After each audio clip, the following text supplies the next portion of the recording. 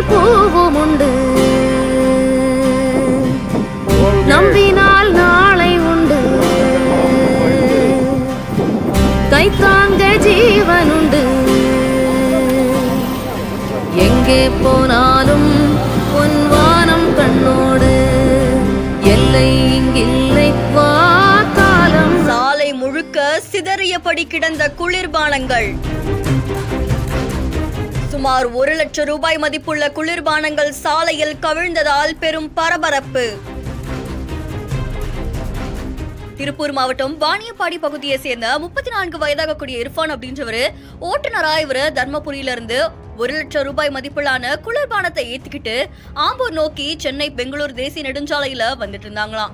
அப்போ திருப்பூர் மாவட்டம் நாட்டரம்பள்ளி அடுத்து இருக்கக்கூடிய பங்காளமேடு அப்படின்ற பகுதியில இந்த மினி வேனுடைய பின்பக்க டயர் திடீர்னு வெடிச்சிருக்கு.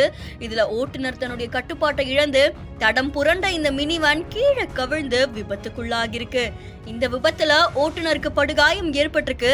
அதை தொடர்ந்து மினி வேன்ல இருந்த குளிர்பானங்கள் அத்தனையும் சாலையில கொட்டி சேதமாயிருக்கு.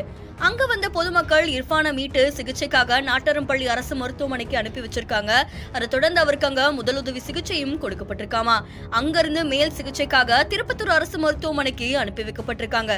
இந்த நிலையில இதை பற்றி தகவல் அறிஞ்ச சம்பவ இடத்துக்கு விரைஞ்சு வந்த நாட்டரம்பள்ளி போலீசார் இந்த சம்பவம் தொடர்பா வழக்கு பதிவு செஞ்சு விசாரணை மேற்கொண்டு வராங்க. மக்கள் பலரும் பயணிக்கக்கூடிய தேசிய நெடுஞ்சாலையில இந்த குளிர்பானங்கள் சாலையில கொட்டி கிடந்தது பெரும் பரபரப்பை ஏற்படுத்தியிருக்கு.